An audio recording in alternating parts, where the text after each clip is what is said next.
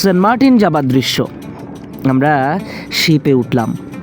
এই দুজন বয়স্ক আঙ্কেল আন্টিকে দেখলাম, কিন্তু এই সময়টা এসে এভাবে নির্মল বাতাস খেতে খেতে সাগরের সৌন্দর্য উপভোগ করতে করতে দুজন মিলে হারিয়ে যাওয়া বিষয়টা আমার খুব ভালো লেগেছে।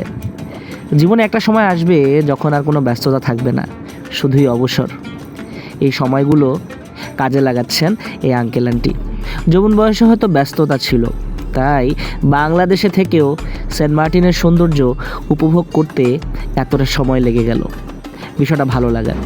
জীবনের ব্যস্ততায় আমরা অনেক সময় বিনোদন নিতে ভুলে যাই।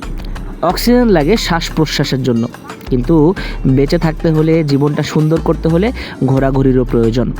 টাকা পয়সা থাকলেই হয় না, ঘোরার একটা মন থাকতে হয়। আর যারাই দুনিয়া ঘুরে দেখেছেন তারাই বলতে পারবেন এটা কতটা শান্তির।